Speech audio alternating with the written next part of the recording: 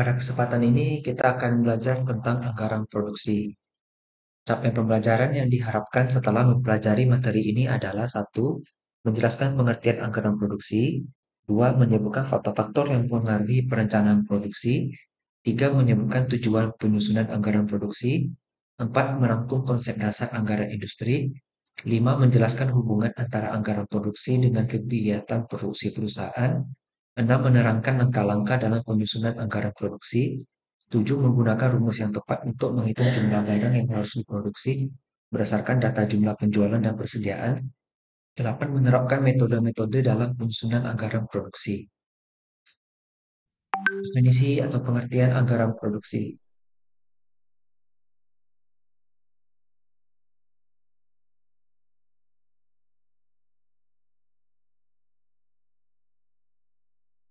merupakan alat yang digunakan untuk merencanakan, mengkoordinasi, dan mengontrol kegiatan produksi.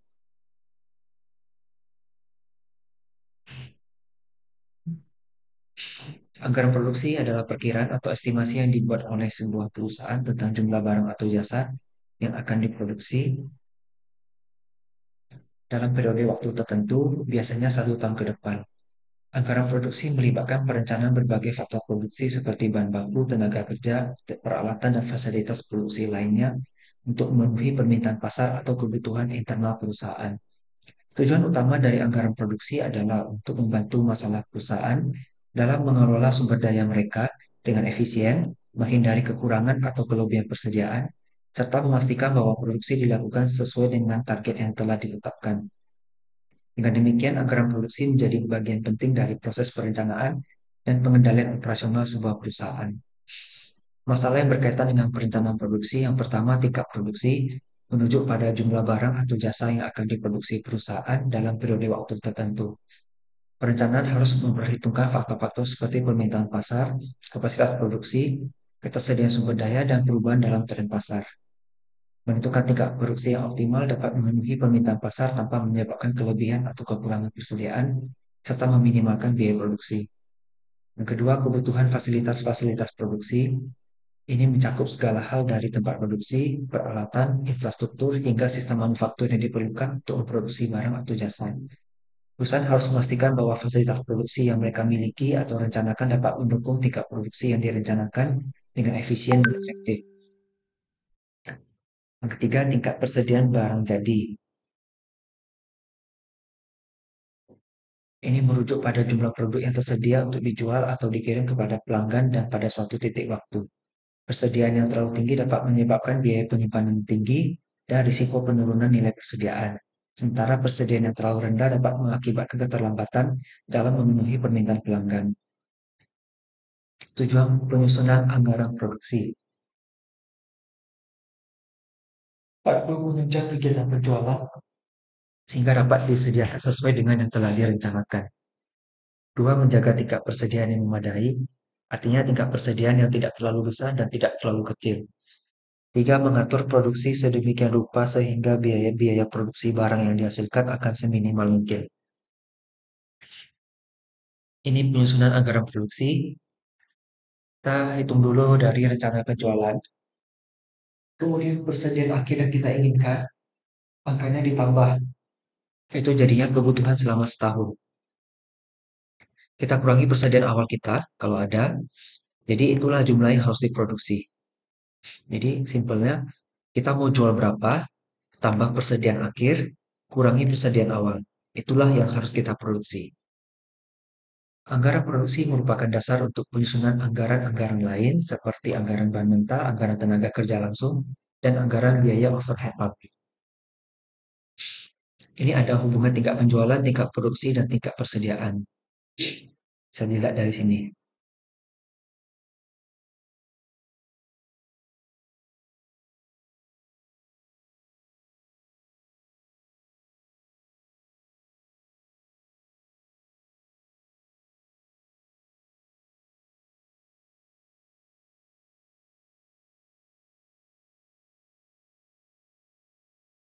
Ini ya hubungannya.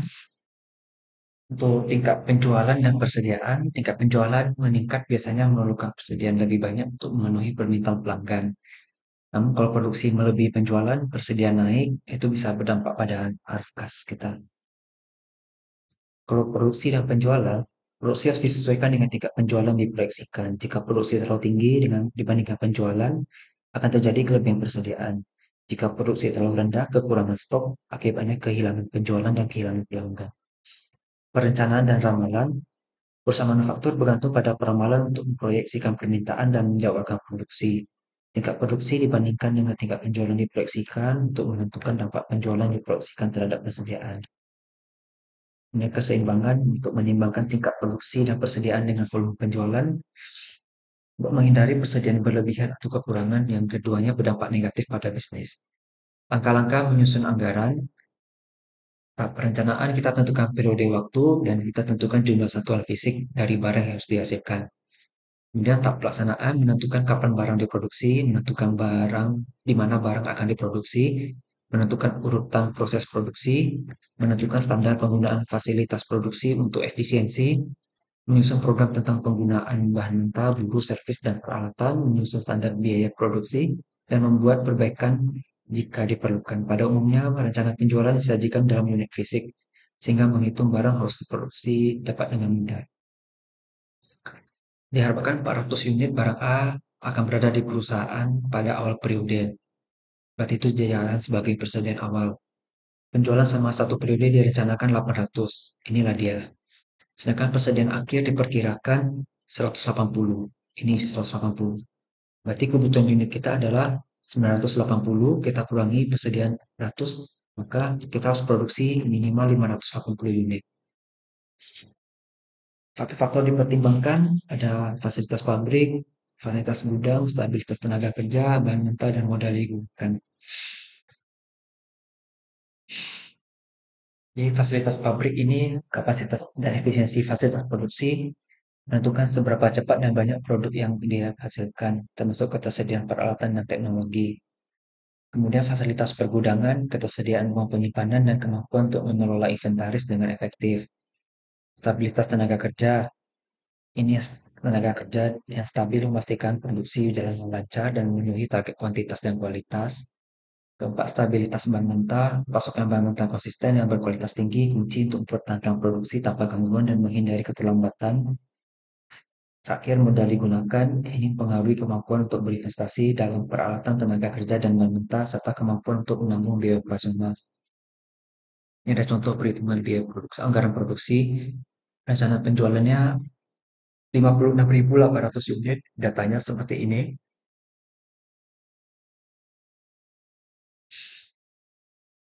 Perkiraan awal persediaan awal tahun 8.000, persediaan akhir tahun 6.000. Nah, kita kalau pakai rumus ini,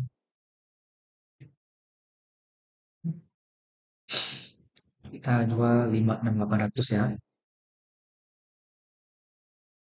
Persediaan akhir yang diharapkan 6.000, maka kebutuhan unitnya ada 62.800. Persediaan awalnya ada 8.000,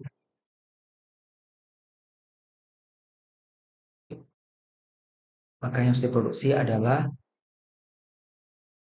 54.800. Nah, jadi metode kalau mengutamakan stabilitas produk berarti 54.800-nya kita bagi 12. Dapatnya 4.566,67 sekian. Kita bulatin aja jadi 4.600.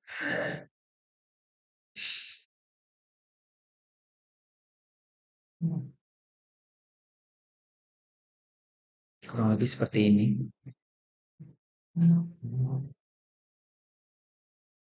Jadi produksinya tetap total 54.800. Nah, kita gampangnya kita ke Excel aja.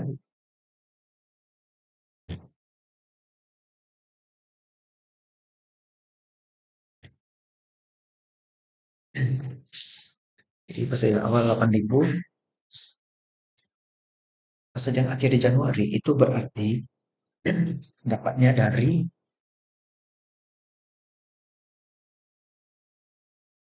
persediaan Yang 8.000 tambah produksi kurang penjualan. Ini juga sama, persediaan sebelumnya tambah rencana produksi kurang rencana penjualan.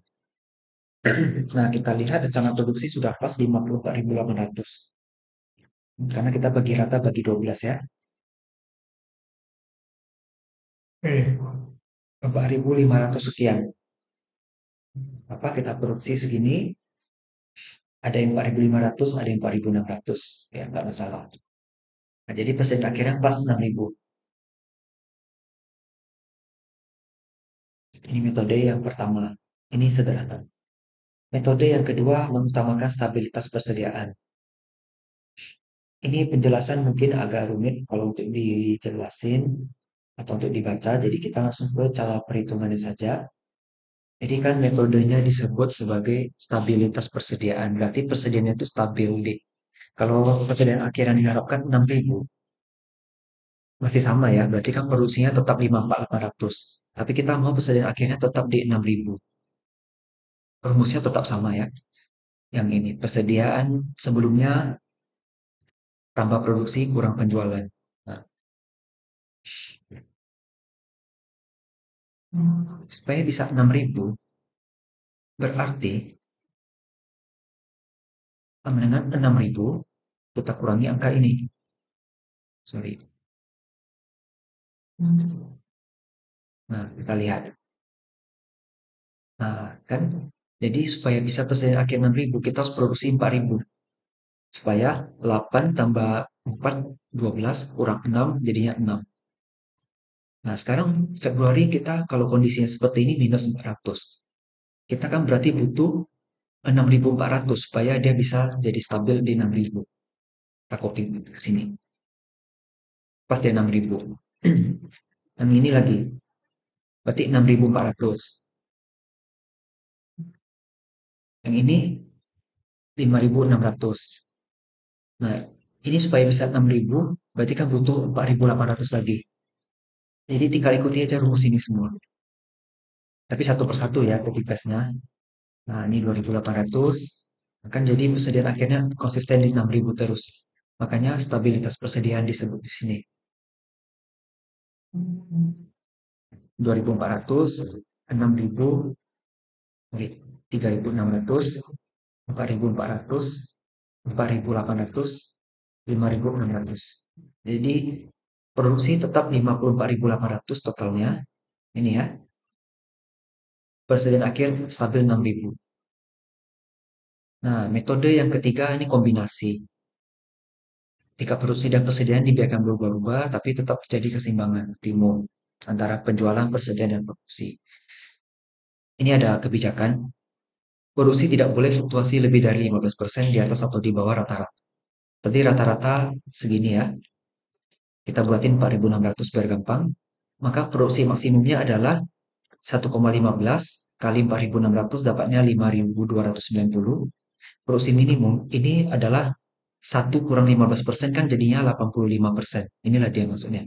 Kali 4.600 jadinya 3.910. Kemudian persediaan tidak boleh lebih dari 6.400 unit, tapi tak boleh kurang dari setengah persediaan maksimal. Berarti maksimal 6.400, minimal adalah 3.200. Makanya setengah dari sini kan. Khusus Juli, Agustus, September karena ada penurunan permintaan, maka harus dikurangi 30% dari produksi normal. Kalau normal 4.600, berarti dia hanya boleh produksi 70%. Jadinya 3.220. Atas kondisi tersebut, inilah dia skemanya. Nah, biar gampang kita hitung satu-satu.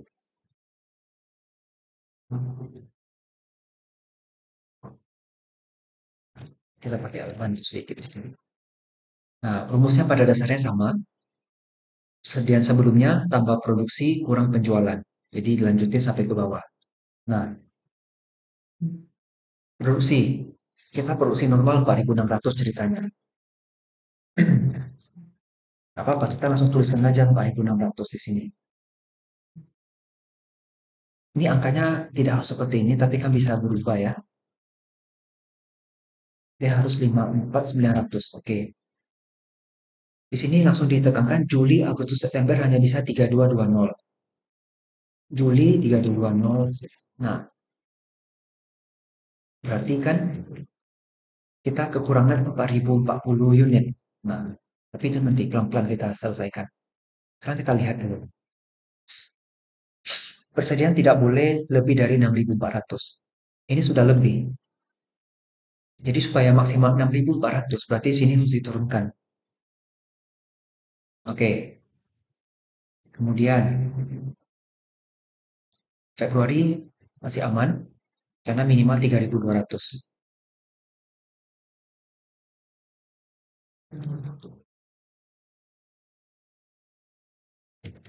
Prod Max 5290, Prod Min 3910, persediaan maksimum 6400, persediaan minimum 3200.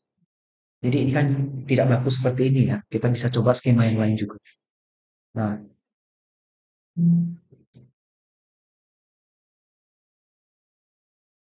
Februari masih aman.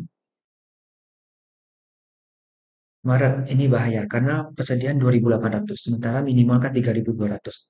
Berarti sini harus nambah 400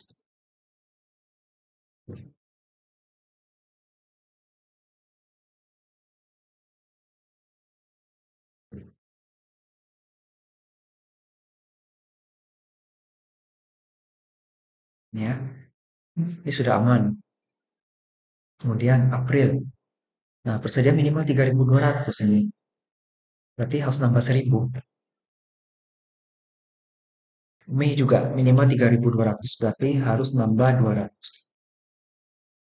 Masih aman ya, produksi maksimal kan 5290. Juni aman. Juli, Agustus, September masih aman. Oktober masih aman. November, Desember aman. Cuman kan belum mencapai karena total produksi baru 52160. Kita masih butuh 2640. Ini coba kita tambahin 1000.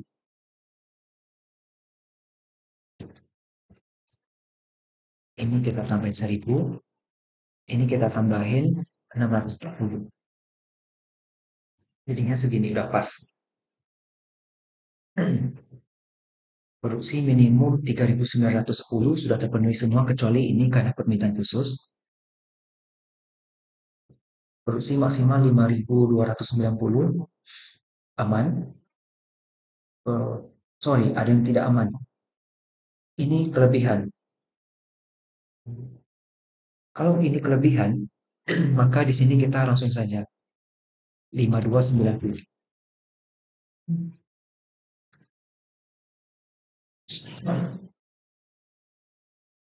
Nah, berarti ini 310-nya kita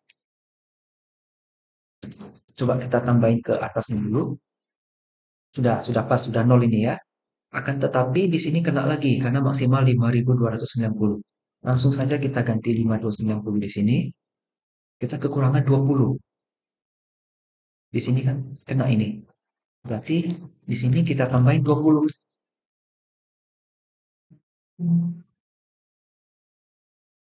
Aman. Kemudian lagi produksi masih ada yang lebih dari 5290 di sini. Berarti ini langsung aja kita tembak 5290. Ini 5290.